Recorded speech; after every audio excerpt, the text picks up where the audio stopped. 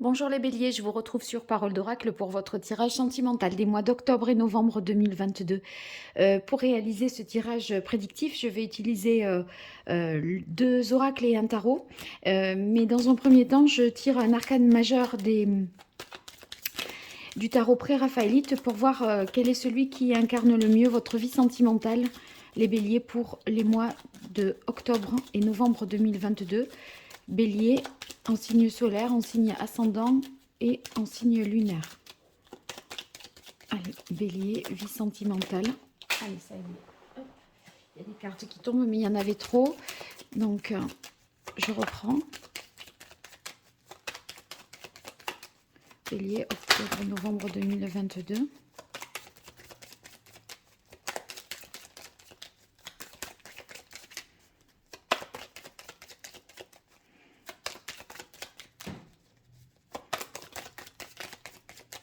Quelle évolution sur la vie sentimentale? Alors, on a la maison Dieu avec le battleur.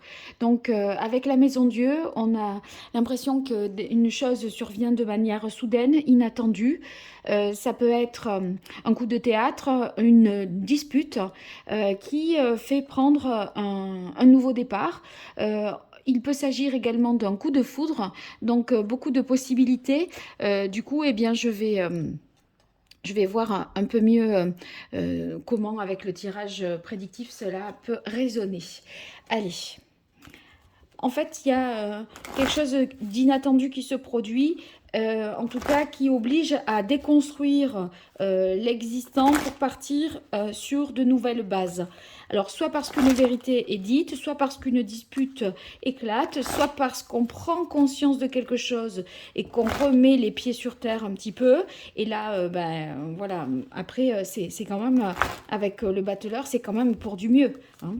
Allez, avec les béliers pour le mois d'octobre et novembre 2022, au niveau sentimental, quelle va être l'évolution de la vie sentimentale des béliers?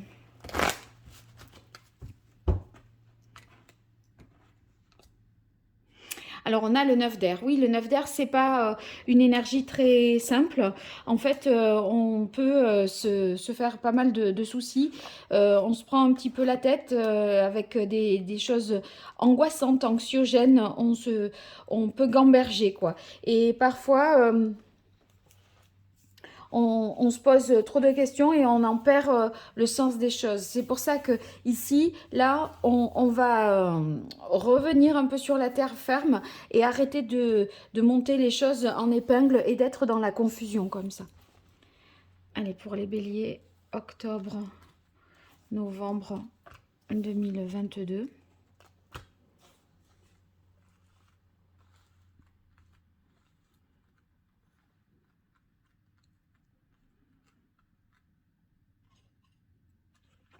Alors, on démarre avec l'énergie du pendu. Le pendu nous indique qu'il va être important pour vous de vous recentrer sur ce qui est essentiel, de vous débarrasser du superflu. Vous êtes allé peut-être trop loin ici, et là, on vous demande qu'est-ce qui est important au fond, quelles sont vos priorités. Et en fait, vous allez voir certainement les choses autrement. Ça pourrait se traduire aussi par la nécessité de marquer un petit peu un temps de pause, de s'arrêter, de réfléchir, de se poser pour voir où on en est au juste. On a la reine d'eau. La reine d'eau ici, elle est à mon avis là pour indiquer votre manière de réfléchir. Vous êtes avec la reine d'eau dans la méfiance un petit peu, l'analyse, la protection. On essaye de comprendre un certain nombre de choses, de voir comment on ressent et comment on vit la situation. Et ici, on a ce 10 de terre qui apparaît du coup au centre du tirage. Avec le 10 de terre, il est question de chercher une paix au niveau familial. Voyez, c'est la famille sur laquelle on peut s'appuyer, on peut s'entraider. En fait, on cherche une sécurité, je pense, affective, sentimentale, familiale, dans des moments un peu d'instabilité comme ça, avec la maison Dieu.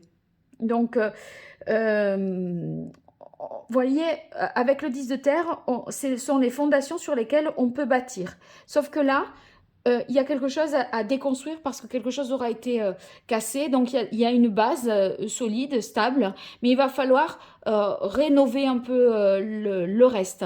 Et justement, avec le 10 de terre, c'est comment comment, dans quelle idée, dans quel but. Et je crois que tout ça, ça se réfléchit, ça se pense, surtout en allant à l'essentiel pour vous. On ne s'encombre pas de choses, de secondaires, etc. Le 4 d'air, je pense que il y a un moment ici de réflexion qui un peu, vous voyez, on est un peu campé sur ses positions avec le 4 d'air. Et en même temps, on essaye, avec le 2 de bâton, de se projeter vers l'avenir. Donc le 2 de bâton, il évalue, il essaye de prévoir, de planifier, de projeter un certain nombre de choses. On évalue son désir, on évalue le partenaire. On pense le couple sur le long terme, on essaye de se mettre d'accord sur les buts de chacun.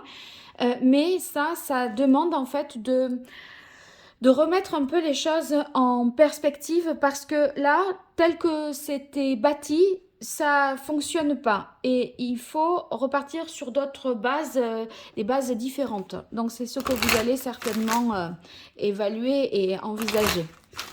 Allez, je continue avec le grand oracle de l'amour pour vous, les béliers. Octobre-novembre 2022, au niveau sentimental. Qu'est-ce qui vient à vous côté cœur?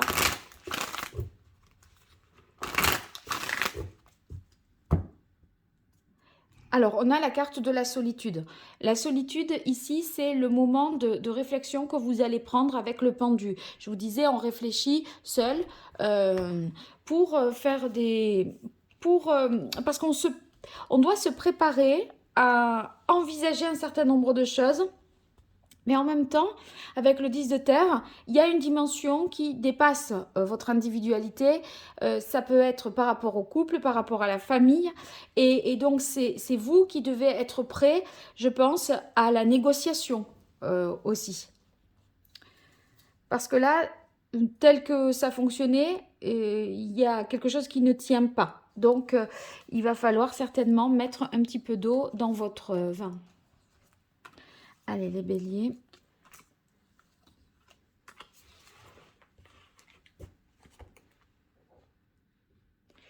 Alors, on a le coup de foudre. Ça, c'est une bonne carte parce que le coup de foudre indique qu'il y a des sentiments.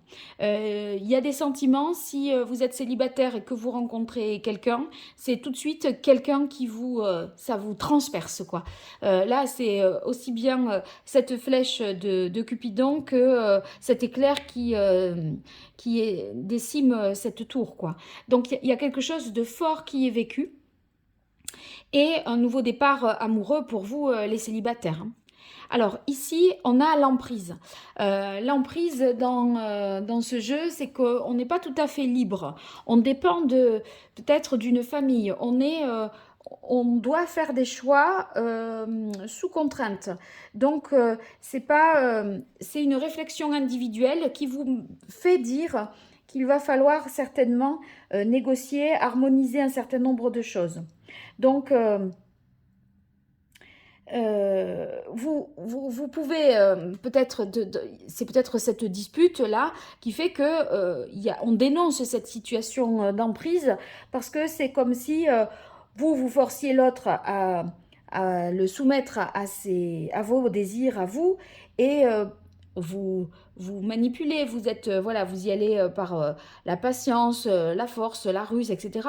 Et l'autre, c'est aussi peut-être ce que vous lui reprochez aussi qu'il vous tienne d'une certaine manière, hein, pour une raison ou pour une autre. Donc il y a de l'amour, mais il y a aussi cette emprise et ces stratégies-là qui se mettent en place. Et par conséquent, on est sur un moment avec la peine un peu compliqué à traverser. Ce moment difficile parce que, vous voyez, ce cœur, il n'est pas écrabouillé, il est bien préservé, il est intact, mais, vous voyez, on n'est pas... enfin, c'est pas qu'on n'est pas loin de l'écrabouiller, mais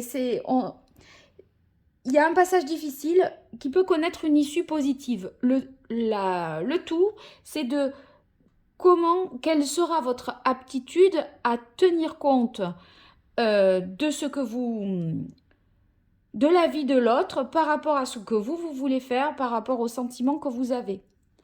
Et là, entre le 4 d'air et la confiance, on vous demande ici certainement de lâcher prise. Parce qu'avec le 4 d'air, moi j'ai l'impression qu'on a tendance à camper sur ses positions, à pas trop vouloir démordre. Et là, on vous dit qu'il faut lâcher du lest un petit peu et faire confiance en l'autre ou en la vie, quoi.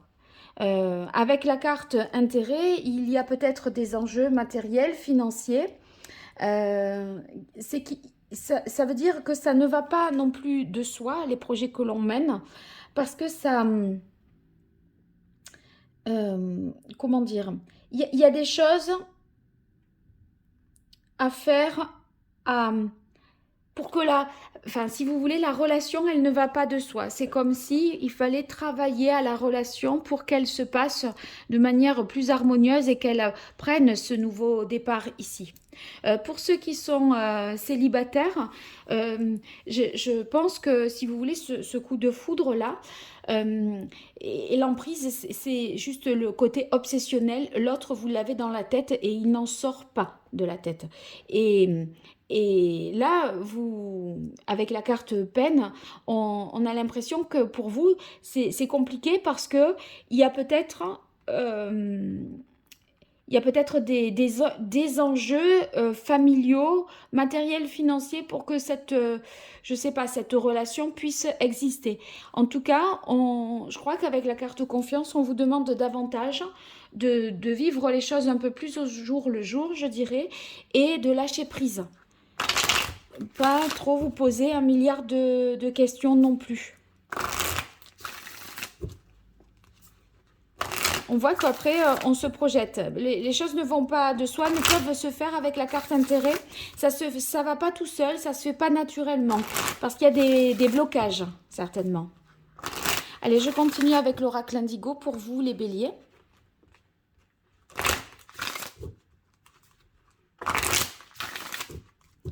Quelle est la parole de l'oracle pour la vie sentimentale des béliers, octobre et novembre 2022.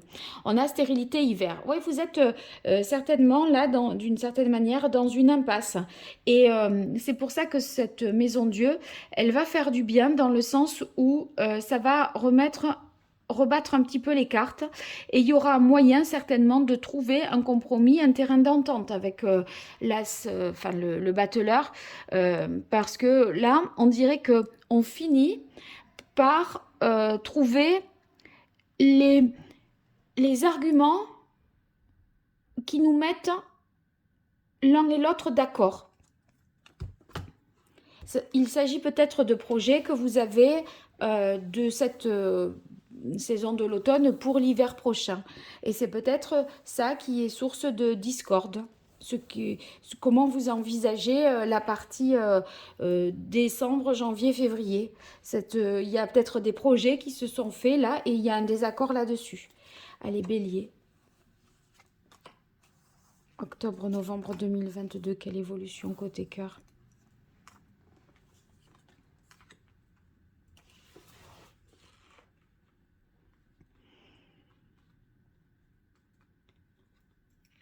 On a la Renaissance. Avec la Renaissance, on est vraiment ici dans les émotions. Et ça nous parle de ce nouveau départ ici incarné par le battleur. Donc, cette Renaissance, il y a quelque chose à déconstruire, à reconstruire par rapport à cette vie sentimentale que vous avez ou ce coup de cœur tout récent qui vous revigore, qui vous fait, comment dire, vibrer au plus haut point.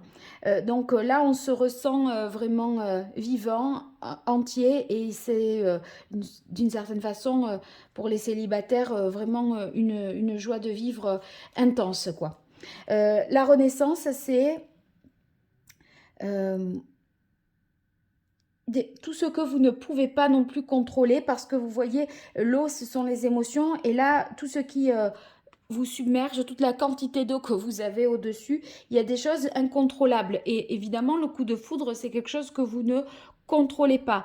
Le, le pendu ici, en fait, il est impuissant par rapport à ce qu'il ressent, vous voyez, par rapport à ce sentiment-là. Il le vit, ça ça l'immobilise, ça le foudroie sur place, il est tétanisé, quoi. Donc, voilà. Alors, ces émotions qui sont difficiles à contrôler, ben, là, ça va vous demander, justement, hein, suite à la Maison de Dieu, de faire un nettoyage en profondeur, d'opérer une transformation. Parce qu'il y a des choses qu'il faut certainement libérer. Alors ici, cette histoire d'emprise, bon, il y a peut-être quelque chose qui date de cet été. Quelqu'un qui vous fait un peu du chantage, vous manipule, ou vous avez l'ascendant sur cette reine ici de coupe.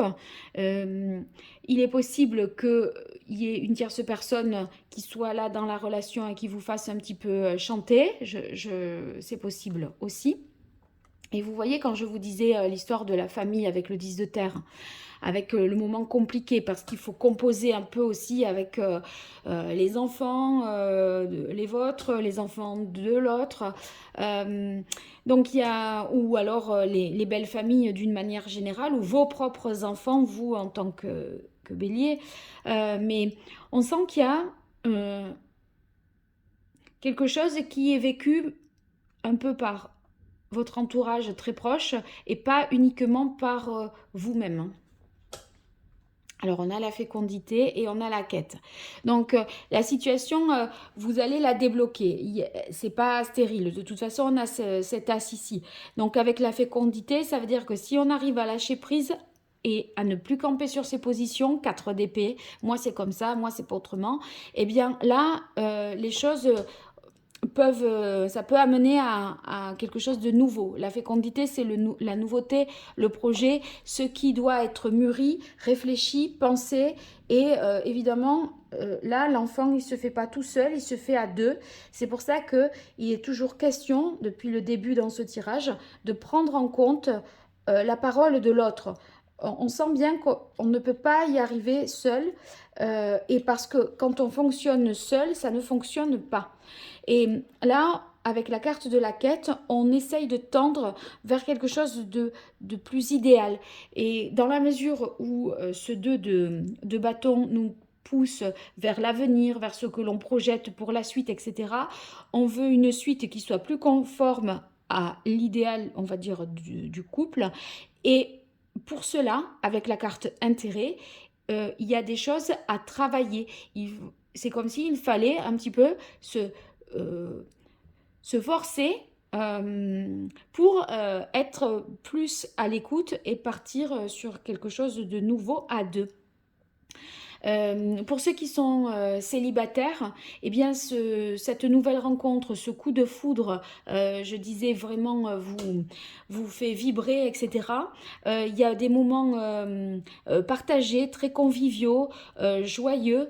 On sent que, comment dire, ça ouvre aussi des perspectives de vie sociale plus intenses. Il y a certainement d'emblée comme des projets de famille, d'enfants. C'est comme si la maternité, la parentalité allait être assez rapidement au cœur de la discussion. Et j'ai l'impression que dans cette rencontre-là, ça correspond vraiment à un idéal, quelque chose que vous avez rêvé depuis bien longtemps. Il y a certainement peut-être une problématique à gérer par rapport à une énergie tierce qui peut être la famille de l'autre, l'ex-copain, mari ou femme, je ne sais pas. Il y a quand même un petit hic ici, mais ça se finit bien en tout cas. Et on part sur de la nouveauté. Donc, si c'était difficile, ça ne va pas le rester, en tout cas avec certitude ici. Mais à condition que vous y mettiez du vôtre. Voilà. Bon, vous me direz les béliers par rapport à ce tirage.